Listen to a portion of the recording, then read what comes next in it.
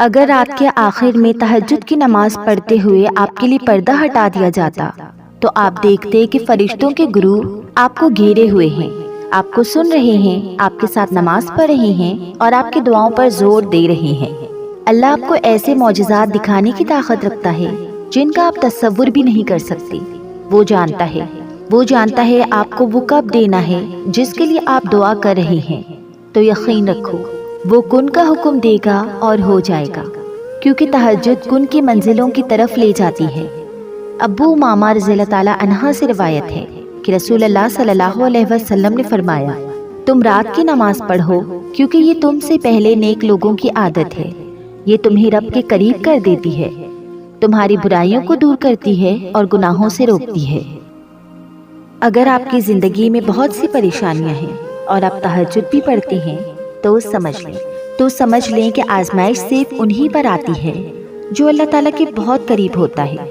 اللہ کے نزدیک کسی انسان کی عزت جتنی زیادہ ہوتی ہے اس کا امتحان بھی اس قدر سخت ہوتا جاتا ہے۔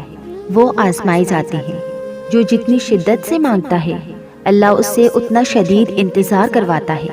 پتہ ہے کیوں؟ کیونکہ اللہ کو اپنے محبوب بندوں کا مانگنا بہت پسند آ رہا ہوتا ہے۔ کبھی کبھی ہم یہ بھول جاتے ہیں کہ لوگ بھی اللہ تعالیٰ کی طرف سے آزمائش ہوتے ہیں۔ ان کے رویوں اور باتوں پر ہمیں صبر کرنا چاہیے، کیونکہ اللہ تعالیٰ نے قرآن پاک میں فرمایا ہے، اور ہم نے تمہیں ایک دوسرے کے لیے آزمائش بنایا ہے، کیا تم صبر کرو گے؟ اور تمہارا پروردگار تو دیکھنے والا ہے۔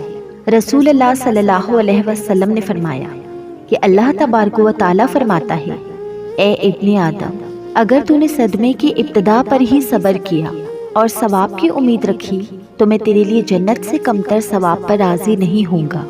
کیا وہی نہ جانے جس نے پیدا کیا ہے؟ پیدا کرنے والا دل کے ایک ایک زخم کو جانتا ہے، اور وہ یہ بھی جانتا ہے کہ اس زخم پر مرہم کیسے رکھنی ہے۔ ابن الجوزی رحمۃ اللہ علیہ نے فرمایا، میرے خیال میں امتحان کا ایک حصہ وہ ہوتا ہے جب ایک مومن دعا کرتا ہے اور اس سے کوئی جواب نہیں ملتا، اور وہ طویل عرصے تک دعا کو دہراتا رہتا ہے اور اس کے جواب کا کوئی نشان نظر نہیں آتا ہے۔ اس سے یہ بھی سمجھنا چاہیے کہ ایک امتحان ہے اور اس سے صبر کی ضرورت ہے۔ کبھی کبھی اللہ ہمیں پریشانیوں میں گرا کر ہمیں الجھنوں میں رکھتا ہے۔ وہ چاہتا ہے کہ ہم اس کی طرف جائیں اور اس کے سامنے گڑ گڑائیں اور اپنے لیے سکون مانگ سکیں۔ قرآن پاک میں اللہ تعالیٰ فرماتے ہیں، میرے علاوہ کون ہے جو تمہارے ہر درد کو مٹا سکے؟ اگر سامنے کھائی اور ٹھاٹھے مارتا ہوا سمندر بھی ہو تو بھی اللہ پر یقین رکھو، اللہ انہیں پار کرا ہی لیتا ہے۔ یاد نہیں اللہ کا وہ وعدہ کہ جو اللہ پر بھروسہ کرتا ہے تو اللہ اس کے لیے کافی ہو جاتا ہے، جس نے کافی کر لیا اسے سو وہ کافی ہو گیا اس کے لیے۔ اور جو معاملات اللہ کے حوالے کر دیے جائیں ان میں اللہ نے بے تحاشا سکون ڈال دیا ہے۔ تم اللہ کی خاطر، تم اس کی رضا کی خاطر کچھ قربان بھی کرتے ہو تو وہ تمہیں تمہارے گمان سے بھی بڑھ کر تمہیں ضرور نوازتا ہے۔ ان تمام باتوں کے پیچھے بہت سی حکمتیں اور مصلحتیں چھپی ہیں، اس لیے پریشان ہونا چھوڑ دو، اللہ سے جڑے رہو، اللہ سے مدد مانگتے رہو اور صبر سے اللہ کے فیصلوں کا انتظار کرو۔ اور تم نے اللہ کو اپنا وکیل بنا لیا ہے تو بے فکر ہو جاؤ، تم اس پر توکل رکھتے ہو تو وہ بھی اس توکل کا مان نہیں توڑے گا۔ یقین رکھو جب دل تھک جائے تو جان لو وہ آسمان سے تمہارے لیے، تمہاری مدد کے لیے قبولیت کا کوئی نہ کوئی دروازہ ضرور کھولے گا۔ اگر تم سمجھ رہے ہو کہ جو ہو رہا ہے اس دنیا میں تمہارے ساتھ اور وہ واقف نہیں ہے اس سے، کیا تم نے نہیں پڑھا کہ وہ البصیر ہے، یعنی ہر چیز کو دیکھنے والا؟ اللہ تو واقف ہے تمہاری چاہتوں سے اور تمہاری دعاؤں سے، اسے تو تمہاری دعاؤں کو پورا ہی کرنا ہے اور وہ تمہیں اپنے قریب کرنا چاہتا ہے آزمائش بھیج کر۔ وقت کی دیری سے مجبور ہو کر دعا کرنا نہیں چھوڑا کرتے، بلکہ اس وقت کی دیری کو بھی ایک نعمت سمجھے۔ اللہ ہماری تمام دعائیں بالکل صحیح وقت پر قبول کرتا ہے، لیکن بات یہ ہے کہ ہم جلدی میں ہوتے ہیں۔ وہ جو ہر سکتے لمحے سے واقف ہے، جب کیفیت بتانے کو لب سے کچھ بولا نہ جائے تو اس سے چھپی کوئی شے نہیں ہے، تو اس پر کامل یقین رکھو، وہ جلد ہی وقت بھی بدلے گا اور سکون بھی عطا کرے گا۔ جب کوئی زخمی دل اور آنسوؤں سے بھیگی آنکھیں اس کے در پر لے جائے تو وہ اس جھولی کو بھلا کیسے نظر انداز کر سکتا ہے؟ تو یاد رکھیں کہ انسان نہیں بلکہ اللہ قادر ہے دکھوں کو دور کرنے پر، پھر کیوں آنسو کسی انسان کے آگے ضائع کیے جائیں؟ میرا ایمان ہے کہ جس آنکھ سے بے بسی کے آنسو گرتے ہیں نا، اللہ انہی آنکھوں سے شکرانے کے آنسو بھی گراتا ہے۔ یقین نہیں ہے تو ایک بار اللہ کے آگے اپنی بے بسی کا اظہار کرو، رو کر اسے بتاؤ تو صحیح کہ تم لاچار ہو۔ قسم ہے اس پاک ذات کی، وہ تمہاری آنکھوں سے شکرانے کے آنسو نہ گرائے۔ تب کہنا کیسے کوئی غم باقی رہ سکتا ہے جب اللہ فرما رہا ہے اور اللہ کا ساتھ ہونا ہر اس شے سے بڑا ہے جس کے بارے میں آپ غمگین ہیں۔ اللہ جب توفیق دعا تمہارے مقدر کا حصہ لکھ دیتا ہے تو قبولیت کے معجزے خود بخود ہی ہونے لگتے ہیں۔ تمہارے یوں بکھرنا، ٹوٹنا اور دنیا سے اعتبار اٹھنا بے وجہ تو نہیں، غرض وہ رب تمہیں اپنی طرف بلانے کا اشارہ دیے ہوئے ہے۔ تہجد رات کا وہ پہر ہے جب دنیا آنکھیں بند کر کے سو رہی ہوتی ہے تو اللہ اپنے معجزوں کے دروازے کھولتا ہے۔ درد کی شدت سے تڑپتے ہوئے اپنے دل کو بتا دو، پھر دیکھ لینا تمہیں بہت جلد سکون ملنے والا ہے، کیونکہ اللہ پاک قرآن میں فرماتے ہیں کہ ہم دیکھ رہے ہیں تمہارا بار بار آسمان کی طرف منہ کرنا، تو ضرور ہم تمہیں پھیر دیں گے اس کی طرف جس میں تمہاری خوشی ہے۔ تو تمہارے گرتے ہوئے آنسو اور ٹوٹے ہوئے دل کا اللہ کے سوا اور کون گواہ ہے؟ اور تمہاری محبت کا بھرم رکھنے والا ایک وہی تو خدا ہے۔ جان لو کہ جو انجان دکھتا ہے وہی تو سب کا دل رکھتا ہے، پھر اس سے شکوہ کیسا؟ تم اس کی محبت کا بھرم تو رکھو، وہ تمہاری محبت کی بھرم رکھے گا۔ جب کچھ بھی سمٹنے سے بھی نہ سمٹے تو اپنی دعاؤں میں شدت اختیار کرنا، اور جب تم اپنی دعاؤں میں شدت اختیار کرو گے نا تو ہر چیز سمٹنے لگے گی۔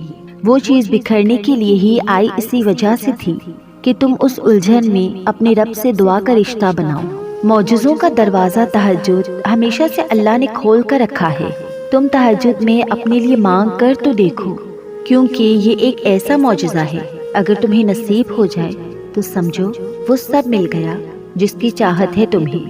تمہارا تہجد تک آنا ایک معجزہ ہے، وہ دعا جو تمہیں تہجد تک لائی وہ بھی ایک معجزہ ہے۔ جو تہجد میں تم مانگو گے وہ بھی اللہ معجزے کی صورت میں سنے گا اور تم حیران رہ جاؤ گے۔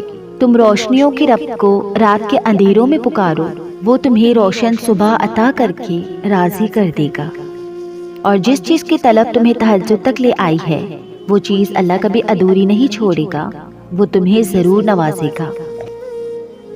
رسول اللہ صلی اللہ علیہ وسلم نے فرمایا کہ تم میں سے کوئی شخص جب بھی دعا مانگے تو پورے یقین سے مانگے اور یہ نہ کہے کہ اے اللہ اگر تو چاہے تو عطا کر، کیونکہ اللہ کسی سے مجبور نہیں ہے۔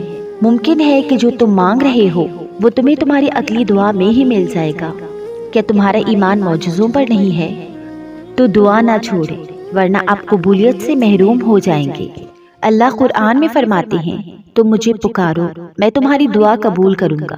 اللہ سے وہی مانگو جو تم چاہتے ہو، اللہ سے اسی طرح بات کرو جیسے آپ اس کے ساتھ گفتگو کر رہے ہو۔ جو کچھ آپ کے ذہن میں ہے اس سے بیان کریں، اس سے بتائیں کہ آپ کیسا محسوس کرتے ہیں۔ اپنی دعا میں بالکل درست رہیں۔ یاد رکھو اللہ کی بادشاہی بہت وسیع ہے، اس لیے اس سے کچھ مانگتے وقت اپنے آپ کو محدود نہ کرو، اپنے مانگنے میں ثابت قدم رہو، یعنی اللہ مجھے وہ عطا کر دے اگر تو چاہے، یہ نہ کہو بلکہ یہ کہو بلکہ اللہ سے وہی مانگو جو تم چاہتے ہو۔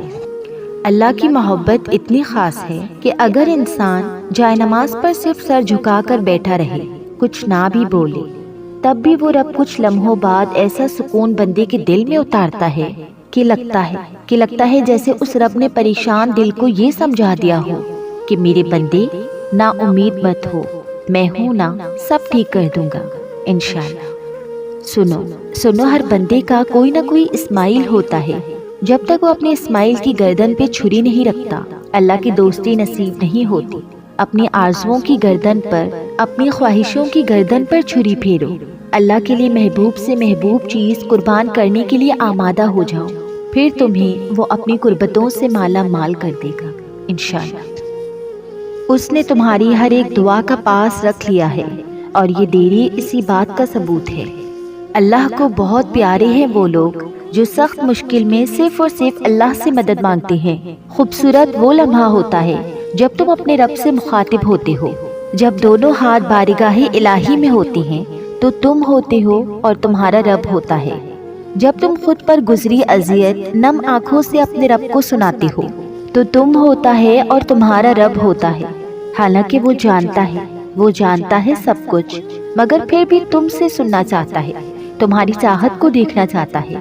جب تم شکر گزار بنتے ہو تو تم ہوتے ہو اور تمہارا رب ہوتا ہے۔ جب تم اپنے اللہ کی طرف لوٹتے ہو تو تم ہوتے ہو اور تمہارا رب ہوتا ہے۔ زندگی کے ہر مقام پر غور کرو اور پرکھو تو اس مقام پر اپنے رب کو پاؤ گے۔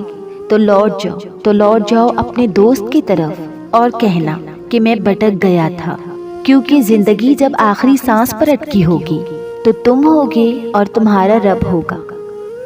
اللہ کی رضا کے سامنے دنیا کی نہیں چلتی، اللہ کی رضا کے سامنے دنیا کی نہیں چلتی۔ جب وہ کہے گا ہو جا، بے شک سب ہو جائے گا۔ وہ خاموشیاں بھی سن لیتا ہے، لیکن اسے اظہار پسند ہے بندے کا۔ جب بندہ کہتا ہے اے میرے رب تو وہ متوجہ ہو جاتا ہے۔ جب بندہ کہتا ہے تو بڑا رحیم ہے تو اس کی رحمت جوش میں آ جاتی ہے۔ جب بندہ کہتا ہے اللہ مجھے معاف کر دے تو وہ معاف کر دیتا ہے۔ رکھ کر تیرے کن پر یقین یا اللہ، ہم نے مشکلوں میں بھی مسکرانا سیکھ لیا۔ رب والے دل پتہ ہے کیسے ہوتے ہیں؟ رب والے دل چپ کے رب کو یاد کرنے والے ہوتے ہیں۔ ان کی صبح و شام کی یاد رب ہوتا ہے۔ رب والے دل نہایت عاجز اور رب کے خوف سے لبریز ہوتے ہیں۔